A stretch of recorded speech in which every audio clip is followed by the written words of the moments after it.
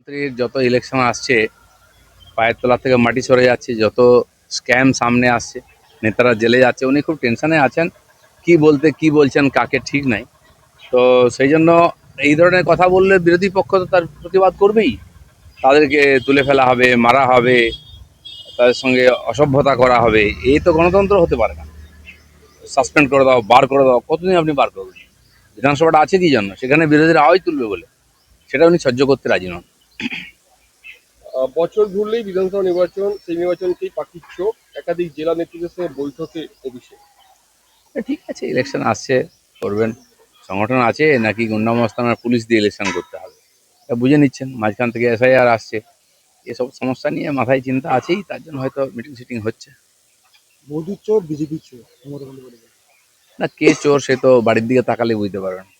আমার মনে হয় যে দেখবেন তাদের কুকুর বিড়ালের নামেও অ্যাকাউন্ট আছে, টাকা আছে ব্যাংকেতে।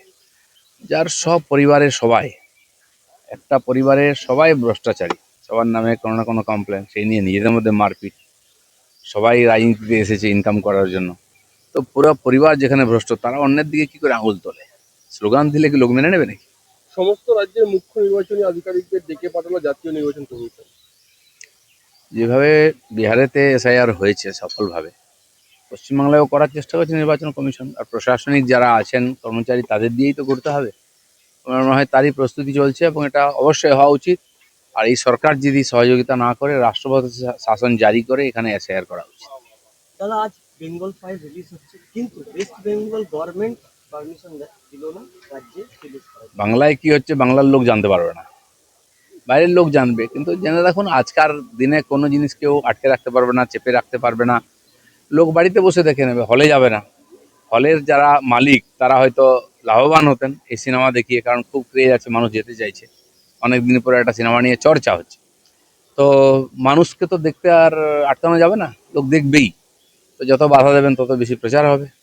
বিজেপি কি বিগ জিরো করে দেবে তৃণমূল আগামী ভোটে, এবং যে শূন্য আসনগুলো বিজেপি বিধায়করা বেরিয়ে গেছিল হাউস থেকে, এই আসনগুলো তৃণমূলের লোকে ভরে যাবে মমতা বলছেন। সে তো বলতেই হবে, ভোট এলে নিজের লোকেদের একটু মনের জোর বাড়াবার জন্য বলা হচ্ছে। কিন্তু সারা পশ্চিমবাংলায় কি চলছে?